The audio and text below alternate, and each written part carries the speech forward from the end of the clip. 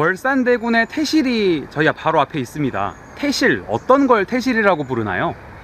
조선 왕실에서 왕자나 공주가 태어나면은 그 태가 어머니와 태아가 연줄된 생명줄이기 때문에 그 태실을 소중하게 여겨서 그냥 버리는 게 아니고 임금님의 무덤을 만들듯이 이렇게 태실이라고 하는 봉을 만들었습니다.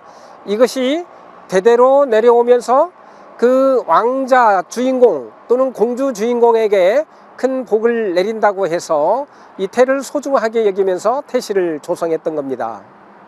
우리나라에서 그럼 태실을 조성하는 이유는 무엇인가요? 이 태실을 요즘에는 제대혈이라고 해서 생명을 재탄생하는 의료기구로 사용하고 있는데, 조선시대에도 이 태를 생명의 연장줄이라고 해서 바로 버리는 게 아니고 깨끗한 물로 100번을 씻은 다음에 술로 씻어서 이게 조그마한 항아리에다가 태를 봉안을 했습니다.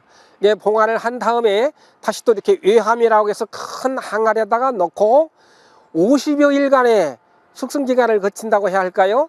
그 길이를 택할 동안에 잘 보관했다가 임금님 무덤을 조상하는 장례식처럼 아주 중요한 행사로 태실을 봉안하는 의식을 가졌습니다. 그래서 50여일이 지난 다음에 당상관을 통해서 장태사의 그 당상관 책임으로 이렇게 태를 봉안을 했는데, 왕의 무덤은 이렇게 산줄기가 이렇게 이어져 내려온 혈자리를 잡는데, 이 태실 자리는 이 쟁반과 같은 평지에 이렇게 예쁜 봉우리가 하나 있는 것을 명당으로 알았습니다. 지금 우리가 알고 있는 이 태실 자리도 주변에 넓은 평야가 있고 뒤에 있는 우면산 자락이 유화하고 있는 곳입니다.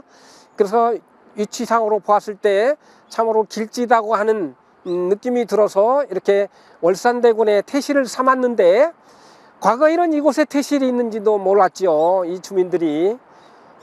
더구나 이 주변에 아파트가 들어서면서 숲이 우겨져 버리니까 안내 표시도 이렇게 저 뒤에 안쪽에 있고 그러다 보니까 이 주민들 위에는 여기에 태실이 있는 줄도 모르는 참 버려진 문화재처럼 방치되어 있는 상황이었습니다. 그것이 이제 1995년도에 이대로 방치해서는 안 되겠다 해서 이렇게 굴러 무너진 이 돌을 다시 수습해서 태실의 모양을 갖추었고, 2010년도에는 서울시 유형문화유산으로 지정해서 이렇게 보존한 상태에 이르렀습니다. 태실이 가지는 현대적인 의미는 무엇일까요? 이 태실을 흔히 당나라에서 들여온 습성이 아니냐라고 의문을 갖습니다. 그러나 이건 우리나라의 전통적인 양식입니다. 우리나라의 최초의 태실은 김유신 장군의 태실입니다. 진천에 가면 태령산 정상에 김유신 장군의 태실이 있는데, 김유신이 태어날 때는 왕실도 아니었잖아요. 일반인 가족이었는데, 우리 조상님들은 일반인 가정에서도 아이가 태어나면 이 태를 소중하게 여겼다고 하는 증명이 김유신 장군의 태실입니다. 금산 추부에 가면 태조 이성계의 태실이 있습니다. 역시 태조 이성계가 태어날 때도 왕실이 아니었습니다.